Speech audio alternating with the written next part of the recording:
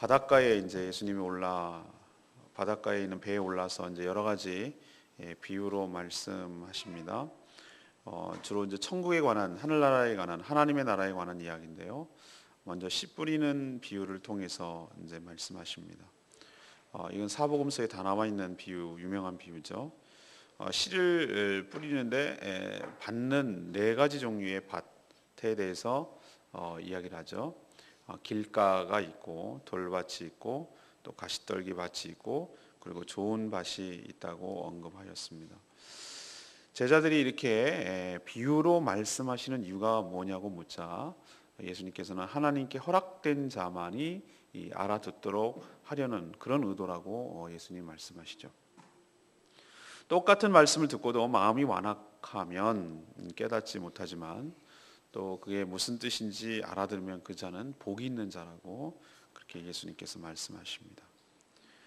자, 먼저 이 말씀을 통해서 1절에서부터 9절까지 말씀인데요. 복음에 어떻게 반응하는지에 따라서 구원이 결정된다는 겁니다. 예수님은 갈릴리 바닷가로 나가셔서 배에 오르셨어요. 예수님은 탁월한 교육자이신 거 아시죠?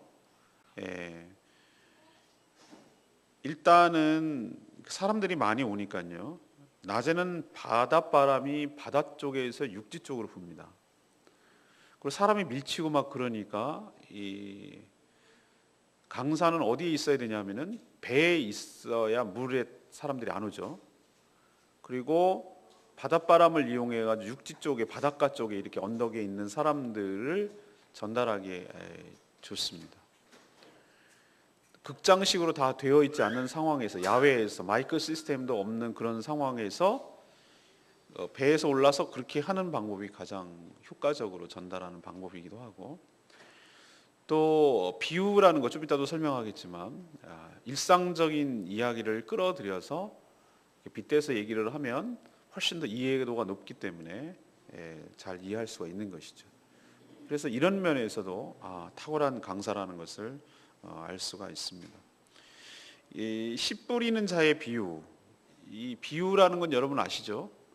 이 신천지 때문에 이것도 오염이 돼가지고 이제 함부로 비유를 풀이 뭐 이런 말도 못 쓰는데 이 비유라는 것은 실제 그렇다는 게 아니고 있을 법한 이야기, 실제 상에서 있을 법한 이야기, 픽션이죠, 픽션.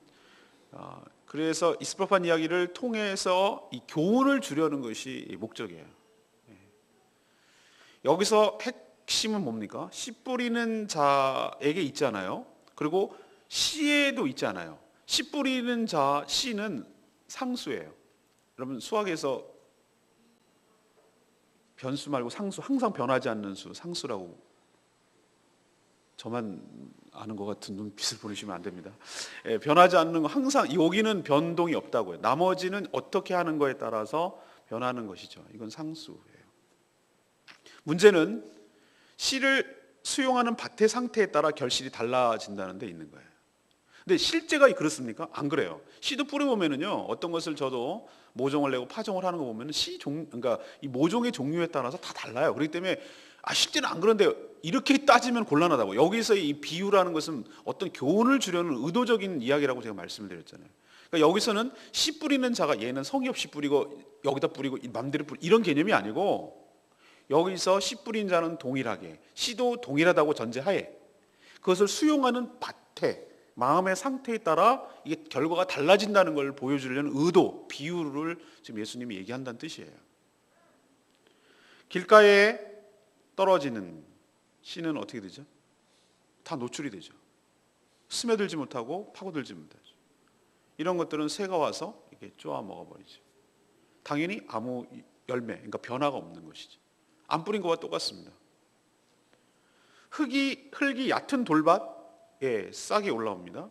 그렇지만 뿌리를 내릴 수가 없어요. 워낙 돌이 있기 때문에 기운이 막혀서. 그래서 시련이 오자 곧 타들어가서 말라 죽어버리죠. 역시 아무 소용이 없어요. 세 번째는 뭡니까? 가시떨기 밭이죠. 고사리 뜯으러 가면 이 가시떨기가 참 남편수입니다. 다 찔려요. 청바지 입고 다녀야 되는데 또 그런 데가 많아요. 고사리는. 근데 이게 다 뜯기고 그런데도 이렇게 자라는 거 보면 신기해요. 근데 아무튼 이 가시떨기 같은 이런 것은 눌러버리죠. 그래서 발화는 돼요. 근데 올라오기도 해요. 근데 제대로 커서 성장해서 열매를 맺죠. 왜? 눌러버리니까. 가시 기운이 눌러서 제대로 자라지 못합니다. 내일 수요일 저녁에 이제 이것에 대한 비유를 풀이하는 것을 아마 본문이 될 건데, 오늘은 이제 그 비유를 얘기하는 것에 해당되는 것입니다. 자, 이건 무슨 말합니까? 내일 설명하겠지만 여러 가지 세상의 염려, 가치관 때문에 눌려서 그래서 열매를 못 맺는 그런 상황을 말합니다. 그럼 마지막 밭은 뭡니까? 좋은 땅이죠. 좋은 땅은 30배, 60배, 100배의 열매를 맺는 것입니다. 그러면 정말로 30배, 60배, 100배 이것도 비유라니까요. 이 점층적으로 하는 건데 실질적으로 곡식에 따라, 그러니까 어떤 것에 따라 다르지만 우리가 하나를 심을 때 여러분 얼마를 기대하십니까? 몇 배를 기대하시죠? 실질적으로는 5배에서 15배, 많은 경우 한 30배까지가 된다고 그래요. 근데 실지가 그런데, 그러니까 곡식에 따라 다르지만, 그런데 30, 60, 100이라는 것은 실제가 그렇다라는 것보다 이것도 역시 비유예요. 그만큼 풍성한 열매가 점층적으로 더 많이 열린다라는 것을 상징하는 것이죠. 자, 그러면은 여기서 예수님께서 얘기하시려는 것은 뭡니까? 뭐 때문에 이게 문제입니까? 밭의 문제라는 거예요. 씨의 문제도 아니고 씨 뿌리는 자의 문제도 아니고 그 말씀을 수용하는 자의 문제라는 거예요. 마음밭의 문제라는 거예요. 그래서 9절에 여러분 뭐라고 얘기하는지 들어보세요. 9절에 이런 얘기를 했죠. 여러분 뭐라고 합니까? 귀 있는 자는 들으라 하시니라. 이것도 역시 은유죠. 아니, 귀 없는 사람이 어디 있어요? 물론 선천적으로 태어날 때부터 귀가 없는 사람이 있어요. 귀는 있어도 못 듣는 사람이 있어요. 선천적으로 장애인, 청각장애인이 있죠. 근데 여기서 그런 의미입니까? 귀 없는 사람이 어디 있어요? 다 있단 말이에요. 들린단 말이에요. 그러나 문제는 여기서 그런 의미가 아니죠. 그 뜻을 뭐하죠? 제대로 알 수 없는 것, 이런 것을 은유로 얘기하는 것이잖아요. 그러니까 여기서 우리가 알아야 될 것은 뭐냐면은 왜 똑같은 말씀이 선포되는데도 왜 어떤 사람은 이렇게 들리고 저렇게 들리고 이렇게 하는가? 그것은 말씀에 문제가 있는가? 이렇게 생각할 수도 있어요. 다 그렇다면은 이거는 뭐가 말씀에 문제가 있는 거구나 라고 생각하지만, 어떤 사람은 그것을 듣거든요. 결실이 있고요. 삶의 변화가 있거든요. 근데 어떤 사람은 없느냐 이거예요. 그것은 말씀에 문제가 있는 것이 아니라 말씀을 어떻게 수용하는지, 내 마음밭이 어떻게 준비됐는지에 따라 결정이 된다는 것을 우리에게 가르쳐주고 있는 줄로 압니다. 여러분, 귀 있는 자, 영적으로 귀 있는 자, 그래서 말씀을 잘 듣는 축복이 여러분 가운데 있기를 바랍니다. 두 번째는 10절에서 15절 말씀인데요. 이 천국의 비밀을 알 수 있는 것은 어디에 달려있냐면 하나님의 주권에 달려있다고. 예수님의 제자들이 이제 그 얘기를 다 끝나고 나자 예수님이 제자들이 와서 물었어요. 예수님, 주님, 왜 비유로 말씀하세요? 이렇게 물었어요. 왜 그들에게 비유로 얘기하십니까? 이렇게 물었죠. 그랬더니 예수님이 그것을 설명할 때 두 부류를 분리하셨어요. 뭐라고 하냐면은 너희들에게는 이라고 표현하고 그들을 이렇게 분류하셨어요. 그러니까 너희라고 말하는 것은 제자들을 의미하고, 그들은 그냥 우르르 몰려와서 듣는 청중들을 의미하는 거예요. 이 분류하셨어요. 그래서 천국의 비밀들, 지금 예수님 말씀하시는 이런 천국의 비밀들은 누구에게는 허락됐죠? 너희들이라고 해당하는 제자들에게는 이것이 허락됐지만, 그냥 뭐 먹을까, 그때는 실업률이 거의 70%에 육박했으니까 먹을 거리도 없고 일거리도 없고, 그냥 뭐 신기한 것도 구경도 하고 싶고, 따라다니다 보면 오병이어 기적처럼 뭔가도 입에도 들어가는 것도 있고, 신기한 기적도 보고, 뭐 좋은 얘기도 하는 것 같고, 뭐 사람들이 많이 모이니까 뭐 재밌는 것 같기도 하고, 이렇게 우르르 이렇게 인기에 따라서, 재미 따라서 움직이는 그들, 청중들을 분리해내셨어요. 너희들에게는 이 말씀의 비유를 들었을 때 이것을 깨닫도록 하려는 걸림장치지만, 오히려 그들에게는 이것을 들으면 안 되는 걸음장치가 되도록 하는 그런 뜻이라는 거예요. 허락되지 않았다는 뜻이에요. 그래서 이 말씀을 들어도 깨닫지 못하고 보아도 보지 못하게 하려는 하나님의 지혜다, 이렇게 설명하세요. 이 말씀은 예수님의 말씀이 아니라 이미 이사야 6장 9절에서 10절까지 예언된 말씀이에요. 이사야 선지자를 통해서도 이 동일한 말씀이 예언되어 있어요. 여러분 나중에 읽어보세요. 그런데 뭐라고까지 표현되냐면은 저들이 마음으로 깨달아 돌이켜 고침을 받을까 두려워한다, 이런 표현까지 쓰고 있어요. 저는 이 말씀을 들었을 때 상당히 충격받았어요. 처음에 들었을 때, 아니 그러면 하나님께서 저들이 이 말씀을 듣지 않기를 바라는가? 깨닫지 않기를 바라는가? 그러면 그래서 구원받지 못하기를 바라는가? 이렇게 해석이 될 수도 있거든요, 이게. 그래서 제가 그럼 뭐야 하나님, 이런 생각이 들었는데 그런 뜻이 아니에요.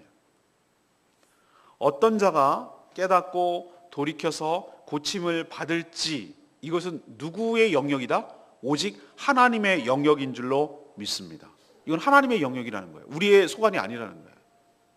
어떤 자의 마음밭이 좋은 밭일지, 이것은 오직 누구의 결정에 달려 있다고요? 오직 하나님의 주권적인 선택, 그리고 하나님의 주시는 은혜, 여기에 달려 있다는 뜻이에요. 근데 이건 희한하게도 제가 이것을 깨닫게 되기까지 한참 걸렸는데, 자 그러면 하나님이 그걸 다 알아서 하시는데 왜 우리가 밭을 얘기하고 왜 그렇게 말하지? 그럼 우리가 뭔가 반응을 해야 이것을 수용한다는 뜻 아닌가? 그럼 인간의 주권이 들어가야 된다는 거 아닌가? 인간의 자유의지와 반응이 들어가야 된다는 뜻 아닌가? 이걸 제가 깨닫지 못해가지고 얼마나 헤맸는지 젊은 날에. 근데 보십시오, 하나님께서 말씀을 주셨어요. 예수님 표현대로 합니다. 예수님이 이렇게 말씀을 주셨어요. 그것을 수용하고 받는 것은 인간의 몫이에요. 그렇죠? 내가 좋은 밭이 되어가지고 그것을 말씀을 수용하고 그것을 받아들여야 내 삶에 30배, 60배, 100배 결실이 있는 거예요. 그러면은 이건 내 책임이잖아요. 맞아요. 겉으로는 표면적으로는 어떻게 하냐면 하나님께서 던져주시고 인간이 거기에 반응하는 것을 통해서 뭔가 역사가 일어나도록 하는 것처럼 보여요. 표면적으로는. 그러나 여러분 기억하십시오. 누가 어떤 밭이 되는 것조차도 내가 결정하는 것이 아니라 사실은 하나님께서 그런 마음을 준비하도록 하나님께서 은혜를 주시는 분이 하나님이신 줄로 믿습니다. 그러니까 전체적으로 보면은 모양은 하나님의 제시, 인간의 반응이라는 형태로 나타나지만 그렇게 반응조차 할 수 있도록 하는 것은 하나님의 전적인 주권이고 하나님의 선택이고 은혜인 줄로 믿습니다. 그러니까 전체적으로 보면은 하나님의 결국은 섭리고 역사하고 은혜인 셈이에요. 그래서 우리가 할 수 있는 일은 뭐죠? 하나님께 감사하는 것밖에 없어요. 이런 깨달음을 주시는 것, 이것이 내가 뭐 잘나서 그런 것이 아니고 내가 반응을 잘 보여서 그런 것이 아니고 내가 좋은 밭이었기 때문에 이런 결과가 오는 것이 아니라 이것조차도 하나님의 은혜이구나, 하나님께서 그렇게 허락하여 주셨구나, 하나님께 달려있는 것이구나, 이런 생각을 가질 때 우리는 겸손하게 되고 우리는 하나님께 감사하게 되는 줄로 믿습니다. 하나님 말씀이 선포될 때 이거 좋은 말씀인데 라고 깨닫는 것이 내가 머리가 똑똑하거나 내가 이렇게 잘 들으려고 귀를 쫑긋 세워서 내가 잘해서 그런 것이 아니라는 거예요. 하나님께서 그런 준비된 마음을 주셔서 이제 때가 되어서 내 마음밭을 준비하셔서 하나님께서 내 삶을 통해 뭔가 변화와 역사를 일으키시려고 하는 하나님의 주권과 은혜가 여러분에게 미친 줄로 믿습니다. 그래서 감사하셔야 돼요. 세 번째는 그 얘기를 지금 하는 겁니다. 16, 17절의 말씀인데요. 말씀을 깨닫는 것은 엄청난 은혜이며 축복인 줄로 믿습니다. 하나님의 은혜는 무한하시지만 모든 사람에게 다 그 은혜가 누리는 건 아니에요. 그렇기 때문에 예수님은 오늘 뭐라고 그랬어요? 너희가 오늘 16절에 그런 표현을 하고 있죠. 너희 눈은 봄으로 너희 귀는 들음으로 복이 있도다, 이렇게 말씀하셨어요. 이 얘기는 말씀을 듣고 깨달아 천국을 누리는 것은 전적으로 하나님의 은혜이며 축복이라는 뜻입니다. 그리고 17절에 뭐라고 그랬어요? 내가 너에게 진실로 말하는데 많은 선지자들, 의인들이 너희가 보는 것을 듣고자 했는데도 보지 못했고 너희가 듣는 것을 듣고자 해도 듣지 못했다. 이 얘기는 또 뭡니까? 이게 뭐냐면은 구약에 있는 인물들, 구약시대에 살았던 사람들은 지금 예수님이 너희들한테 지금 전달해주고 있는 이 진수, 지혜의 말씀을 듣고 싶어서 그렇게 듣고자 했는데 결국 듣지 못했고 보고자 그렇게 했는데 보지 못했다는 거예요. 그들이 그렇게 사모했어요. 여러분, 아브라함도 여러분 천국을 사모한 것 아십니까? 아브라함은 율법이 있기 이전에 있는 사람들 아닙니까? 근데 그는, 제가 창세기 때 제가 어디서 그런 표현을 썼냐면은 이사 신방할 때 그런 표현을 썼는데, 그 아브라함이 어디서 지냈다고 그랬죠? 거부가 되고 땅도 많고 종도 많고 자녀도 많고 그랬는데도 불구하고 끝까지 그는 어디서 살았냐면은 집의 형태를 텐트에서 살았어요. 장막에서 살았다고 했어요. 장막이 뭔지 아시죠? 임시 이동하는 그거, 유목민처럼 떠돌아 다녀요. 그러면 그 사람이 돈이 없습니까? 아니요. 어마어마한 거부였어요. 그러면 건축 기술이 딸립니까? 아니요. 판벽이라는 표현이 쓰고 있어요. 돌집. 얼마나 좋은 집에서 살 수도 있는 집이에요. 그 사람은 능력이 있어요. 그러면 물려줄 자식이 없나? 아니요. 이미 그때는 자식이 있었어요. 이삭이 있었어요. 그럼 여기가 위험하니까 그런 거 아니요. 종이, 군사가, 사병이 450명 정도 거늘 정도로 어마어마한 그 가문이었어요. 그런데도 불구하고 그는 끝까지 텐트에서, 장막에서 산 이유가 뭐냐? 여기는 아니라는 거예요. 여기 그러면 이 땅이 그러면 아닌가? 약속이, 아니 맞아요. 그 땅 가나안 땅 맞아요. 근데 끝까지 여기서 머문 이유는 뭡니까? 여기가 아니라 하나님이 준비한, 하나님이 예비하신 성이 있음을 믿었기 때문이다. 이 얘기는 뭐죠? 아브라함은 벌써 어떤 믿음까지 나가고 있냐면은, 이 땅이 우리가 거해야 될 땅이 아니라 하나님께서 예비한 성, 이건 이 땅이 아니라 하나님께서 준비한 천국이 있다는 거, 우리가 거기서 살아야 된다는 걸 알기 때문에, 여기는 상대적으로, 여기는 임시로 잠깐 살다 가는 것이라는 것을 알았기 때문에 그렇게 다 갖췄는데도 불구하고 그렇게 살아는, 그 사람의 믿음 표현이에요.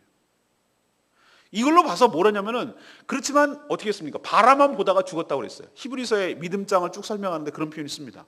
이 구약의 수많은 사람들은 그것을 위해서 바라만 보다가 죽었다고 그랬어요. 근데 예수님 이후의 사람들은 어떻게 하는 거죠? 실체를 본 거예요. 실체를. 그림자만 보고 짝퉁만 보고 이미테이션만 보다가 진짜가 온 거예요. 진짜가. 유명한 뭐 홀리데이 인 서울 같은 데 이런 데 보면요, 너우나가 있어. 너우나실 폄하하려고 하는 거 아닙니다. 너우나실 뭐냐면 나무나 짝퉁 와가지고 막 또 똑같아요. 하는 거 보면은. 근데 그건 흉내내는 사람이죠. 근데 진짜 왔어. 그러면 사람들이, 할머니들 어떻게 했어요? 자지러지는 거지. 그거랑 똑같단 말이에요. 그렇게 보기를 원해서 짝퉁이라도 그렇게 즐거워하는데, 그렇게 보기를 원하는데 실체가 왔다 이거예요. 실체가 와서 직접 이것을 얘기를 해주니 너희들은 얼마나 복이 있느냐, 그 얘기예요. 바로 우리가 제자들이, 예수님의 제자들이 복이 많은 자들이고, 바로 예수님 이후에 살아가는 우리들이 복이 많은 자들인 줄로 믿습니다. 구약의 논리로 치자면 우리는 이방인이잖아요. 이스라엘 백성도 아니잖아요. 그 너무 멀리 떨어져 있잖아요. 그리고 말씀의 대상이 아니에요. 수혜자가 아니었어요. 우리는 완전히 그 구원의 논의 대상이에요. 근데 지금 이렇게 말씀이 흘러 와서 저희들이 불과 100년 전에만 살았다 해도 우리는 말씀의 수혜자가 아닌 거예요. 이 땅이, 우리나라가, 대한민국이 정말 이렇게 풍요롭게 사는 것에 대해서 축복이라고 저는 생각하지 않고, 정말 감사한 것은 뭐냐면은, 제가 이 시대쯤에 태어나는 것을 감사하는 거예요. 뭐 국제시장 보면은 그때 생고생해가지고 그때 안 태어난 것을 감사하는 게 아니라, 제가 감사하는 이유는 딱 하나예요. 하나님 감사합니다. 제가 불과 100년 전만 태어났어도 내가 복음을 들었을지 안 들었을지 확률이 굉장히 줄어들었을 건데, 제가 이 시대에 태어나서 또 저희 아버지, 할아버지한테 너무 감사하는 건 뭐냐면, 그분 때문은 아니지만, 그분 예수 그리스도를 내가 인격적으로 만났기 때문에 구원을 얻는 거지만, 아무튼 그런 믿는 집안에서 태어나서 정말 신앙으로 자라게 된 것이 얼마나 그분께 감사하는지 몰라요. 할아버지에게. 목회자의 가정에서 자라서 그렇게 한 것이 감사해요. 여러분 감사하시길 바랍니다. 여러분이 정말로 복음을 들을 수 있는 그런 기회가, 이 세상 사람들이, 그 전에 있는 사람들이 그렇게 원했지만 그 사람들에게 혜택이 안 돌아갔어요. 근데 바로 여러분 때에 예수 그리스도가 믿어지고, 그 말씀을 받아들여지고, 이 말씀이 깨달아지고, 그래서 내 삶의 변화가 시작되고, 내가 새롭게 되고 30배, 60배, 100배의 풍성한 결실이 내 삶에 이제 시작되고, 또 그것이 맺혀질 것을 생각하면, 이건 하나님의 엄청난 축복이며 엄청난 특혜이며 엄청난 은혜인 줄로 믿습니다. 그렇기 때문에 우리는 하나님 앞에 다 하나님이 하셨습니다. 다 하나님의 은혜입니다 라고 고백하고 하나님께 감사할 것밖에 없습니다. 우리가 어느 때의 신앙이 문제가 되냐면은 은혜 의식이 떨어지면은 이제 신앙이 문제가 되는 거예요. 저도 느끼고 다 느껴요. 이게 내가 잘해서 그런 거지라고 생각을 하고, 이런 생각이 스물스물 내 마음속에 들어오고, 하나님 없이도 살 것만 같은 뭔가 이런 스물스물 이런 것이 올라오기 시작하면은 이건 신앙에 이제 딸랑딸랑 경종이 울리는 거예요. 우리의 모든 인생은 하나님의 은혜로 시작해서 은혜로 끝나는 줄로 믿습니다. 내가 잘나서 그런 것이 교만큼도 아니에요.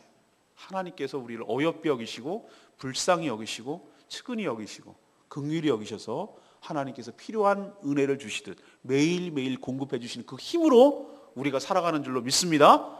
이게 놓치는 순간 나는 끝장이에요. 끝장. 교만해져서 끝장이에요. 그 순간 난 딱 떨어지는 거예요. 오늘 12절 말씀이 저는 레마의 말씀으로 다가왔습니다. 12절에 뭐라고 합니까? 무릇 있는 자는 받아 넉넉하게 되되 없는 자는 그 있는 것도 빼앗기리라.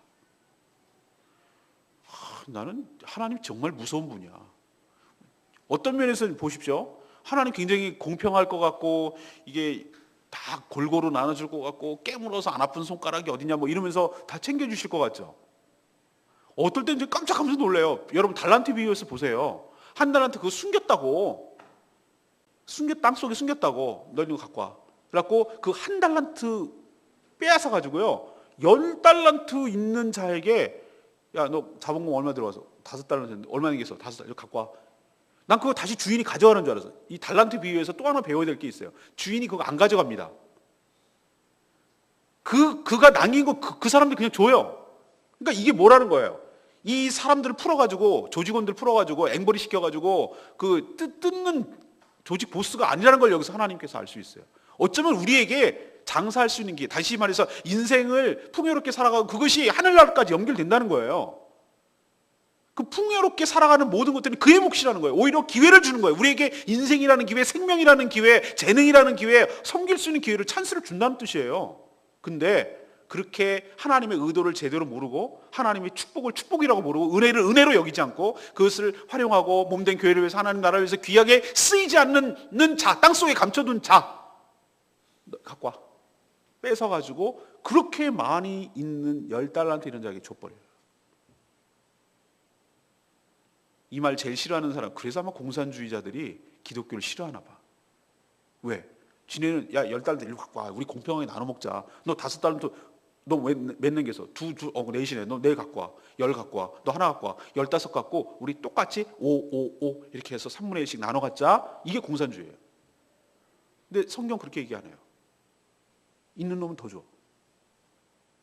이걸 어떻게 설명해야 되죠?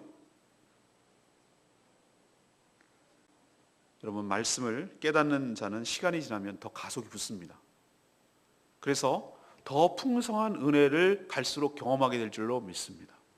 그러나 말씀을 듣기를 거부하고 왜곡하는 자는 이미 받은 은혜마저도 사그라지고 말 것입니다. 어제도 제가 말씀드렸는데 신앙은 생물입니다. 신앙은 라이센스 따는 거 아닙니다. 세례 받으면 끝? 아니에요. 늘 현재가 중요해요. 왕년 의논하지 마세요. 제가 우리 교회에서 여기서 수없는 화분들이 왔다 갔습니다.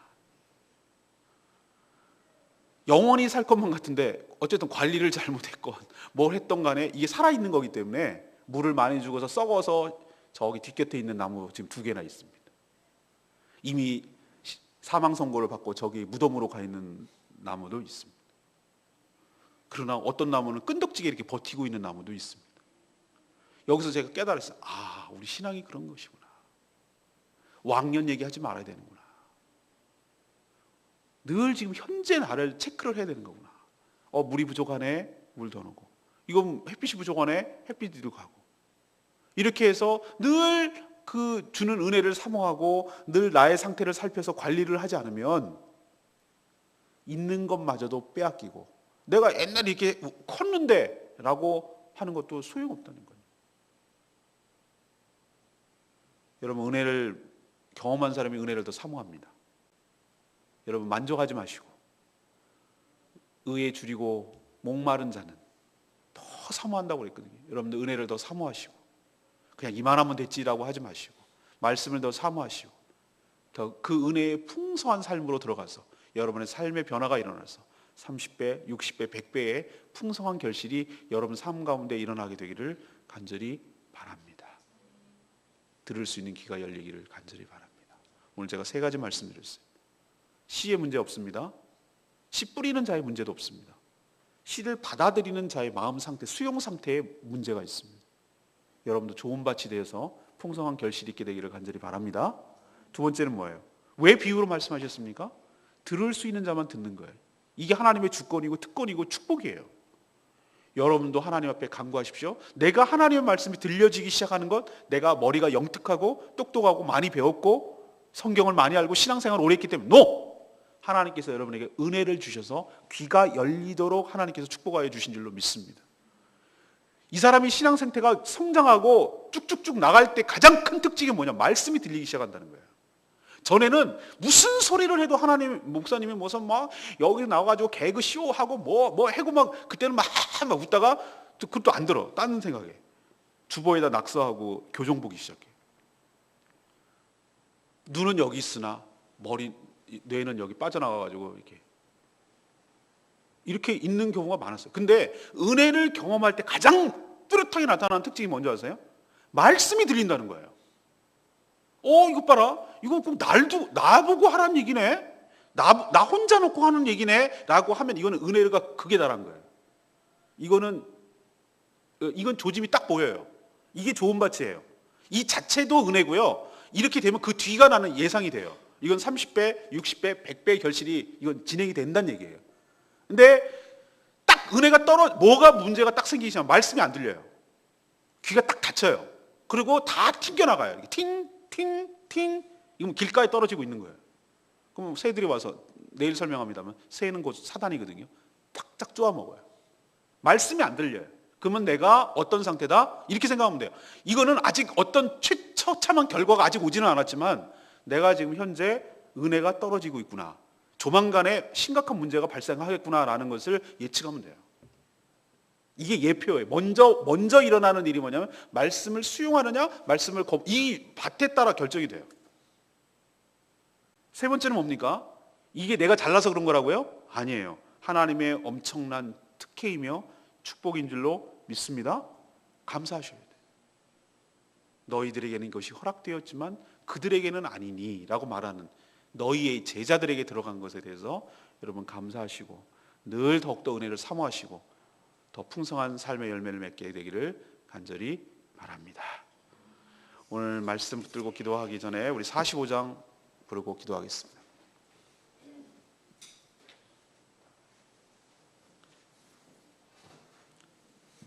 주님 말씀하시면 내가 나아가리라.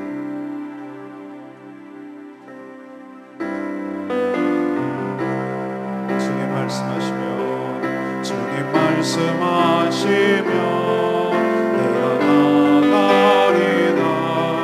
주님 뜻이 아니면 내가 멈춰서리다. 나의 가고서는 것 주님 뜻에 있으니 오주니 나를 이끄소서. 주님 말씀하시면 내가 나아가리라.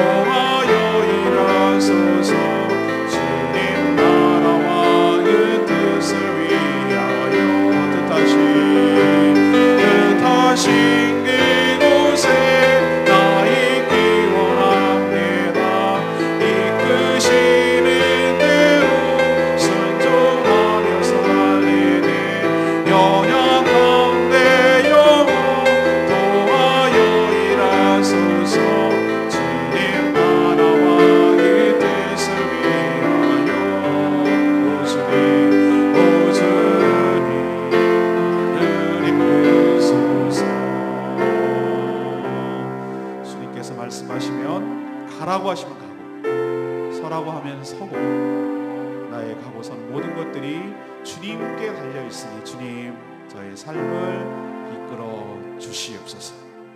이런 마음 가지고 살아가기를 원합니다. 오늘 말씀 생각하면서 주님 저의 삶을 주장하시고 인도하여 주시옵소서. 다같이 주여 큰 소리로 외치며 기도합니다. 주여 아버지 주님 말씀하시며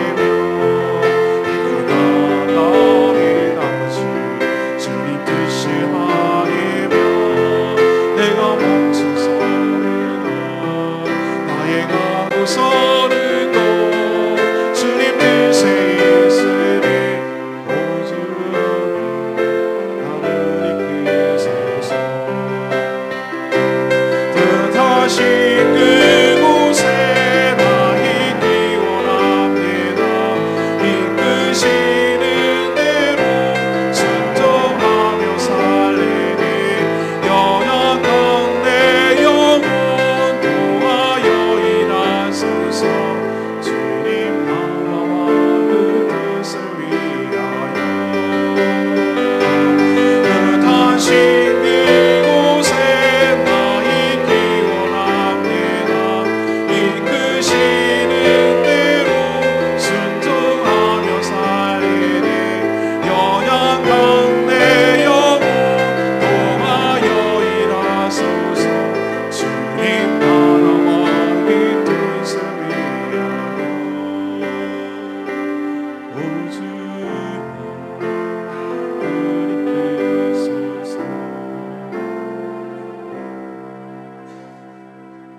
하나님, 저희도 좋은 밭이기를 원합니다. 길가와나 돌밭이나 가시떨기밭이 아니라 좋은 밭이 되어 풍성한 열매가 있는 그런 밭이 되기를 원합니다. 그런 은혜를 허락하여 주시옵소서. 말씀을 깨달아 더욱더 풍성한 은혜를 경험하게 하여 주시옵소서. 마음이 완악하여 봐도 보지 못하고 들어도 듣지 못하는 빈약함에 빠지지 않게 하여 주시옵소서.